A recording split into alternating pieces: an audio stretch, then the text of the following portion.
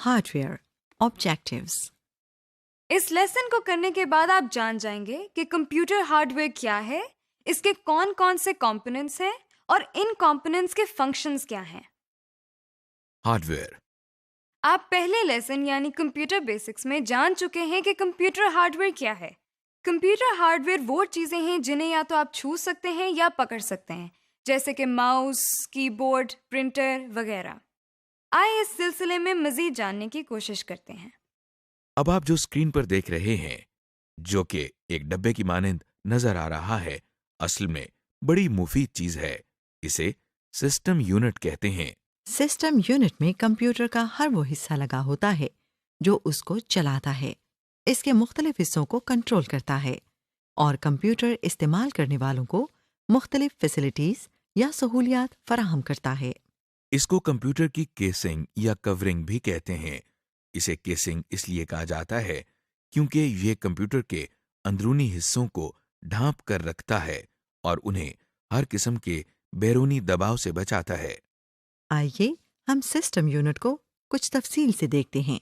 ये एक आम सिस्टम यूनिट है जो किसी भी सतह पर आसानी से खड़ा किया जा सकता है। ऐसे सिस्टम यूनिट की केसिंग को टावर केसिंग कहते हैं। हो सकता है कि आपके कंप्यूटर की केसिंग इससे मुख्तलिफ हो और इसमें लगी हुई चीजों की जगह भी मुख्तलिफ हो। सिस्टम यूनिट की सामने वाली साइड पर आपको ये कुछ पोर्ट्स, लाइट्स और बटन्स नजर आ रहे हैं। सिस्टम यूनिट पर लगे मुख्तलिफ बटन्स में से ये बटन पावर बटन कहलाता है। इस बटन की मदद से कंप्यूटर को ऑन या ऑफ किया जाता है। इसको ऑन करने के लिए इस बटन को उंगली से दबाते हैं। देखिए, अब ये कंप्यूटर ऑन हो रहा है। सिस्टम यूनिट पर लगी हुई लाइट्स ये बात जाहिर करती हैं कि कंप्यूटर चल रहा है या नहीं, और चल रहा है तो इस पर कोई काम हो रहा है या नहीं।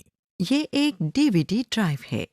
डीवीडी रोम सिस्टम यूनिट के इस हिस्से में डालकर इस्तेमाल की जाती है। डीवीडी रोम के बारे में आप पहले ही जान चुके हैं।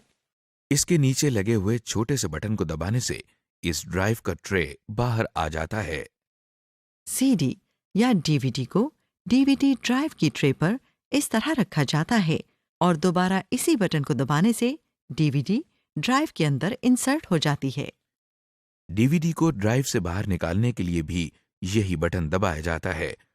इसको दबाने से ट्रे बाहर आ जाता है और हम डीवीडी उठाकर बटन दोबारा दबा देते हैं, जैसा कि आप देख रहे हैं। यूएसबी डिस्क या फ्लैश डिस्क भी आपके लिए कोई नई चीज नहीं है। इसे भी इस्तेमाल के लिए सिस्टम यूनिट के मुख्तस हिस्सों में लगाया जाता है, जिसे यूएसबी पोर्ट कहते हैं।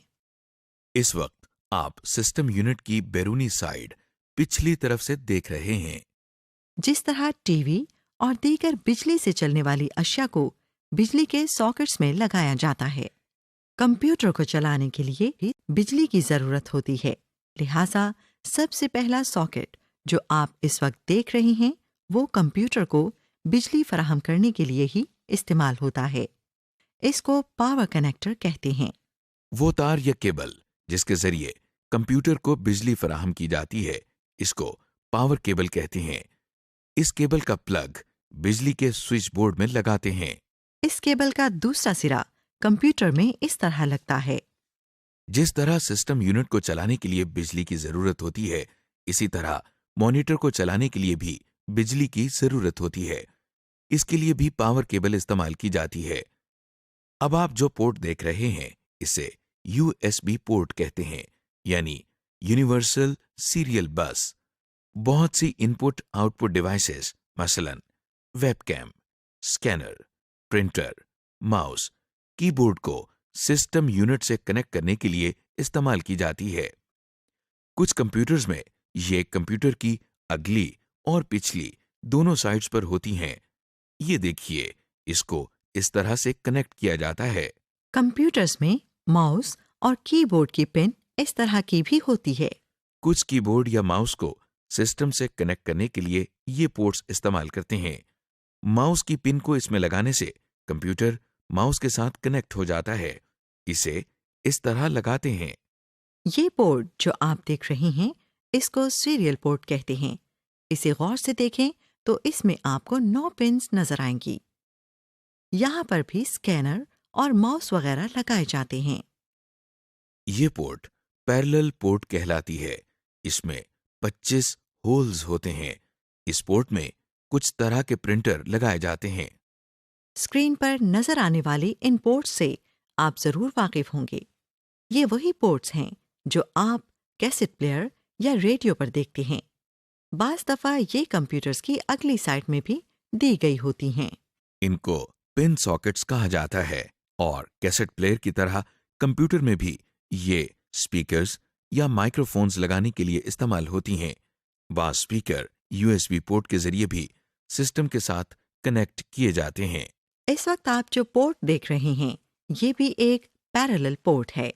इसमें मॉनिटर की वायर कनेक्ट की जाती है। जी जनाब, उम्मीद है आपने सिस्टम यूनिट की पोर्ट्स और कनेक्टर्स को पहचान लिया होगा। अभी तक आपने सिस्टम यूनिट के बैरूनी हिस्से को जाना है। आइए अब हम इसके अंदरूनी हिस्से को भी देखते हैं। सिस्टम यूनिट के अंदर जहां हार्ड ड्राइव और डीवीडी रोम लगाई जाती है, इस हिस्से को ड्राइव बे कहते हैं। अगर आप सिस्टम यूनिट के आखिरी हिस्से में देखें तो आपको एक छोटा सा डब्बा नजर आएगा। इस डब्बे को पावर सप्लाई कहते हैं क्योंकि इसके जरिए कंप्यूटर के तमाम हिस्सों को बिजली फराहम की जाती है। आप देख रहे हैं कि पावर सप्लाई से निकलकर कुछ तारें एक बड़े से बोर्ड की तरफ जा रही हैं। ये तारें कंप्यूटर के मुख्तलिफ हिस्सों को बिजली फराहम करती हैं। हर डिवाइस के साथ कुछ तारें लगी होती हैं। ये तारें सिस्टम यूनिट में लगे हुए एक बड़े से बोर्ड में जाकर लगती हैं। इस बोर्ड को मदरबोर्ड कहते हैं। इसे मदरबोर्ड इसलिए कहा जाता है क्योंकि ये कंप्यूटर के मुख्तलिफ हिस्सों के दरमियान ताल्लुक कायम रखने का काम करता है। मदरबोर्ड पर मौजूद इन मकामात को स्लॉट्स कहा जाता है। मदरबोर्ड में ही आपको छोटे छोटे बोर्ड्स नजर आ रहे हैं। इन बोर्ड्स को इंटरफेस कार्ड्स का नाम दिया जाता है। इनको मदरबोर्ड के स्लॉट्स में लगाया जाता है और जरूरत न होने पर निकाला भी जा सकता है। कंप्यूटर में सिस्टम यूनिट के बाहर जो डिवाइसेस लगती हैं, उनसे काम लेने या कम्युनिकेट करने के लिए ये इंटरफेस कार्ड्स ही इस्तेमाल होते हैं। मसलन आप जानते हैं कि हम आवाज सुनने के लिए स्पीकर्स का इस्तेमाल करते हैं। सिस्टम यूनिट के अंदर जो कार्ड स्पीकर के साथ कम्युनिकेट करने के लिए इस्तेमाल होता है, उसे साउंड कार्ड कहते हैं।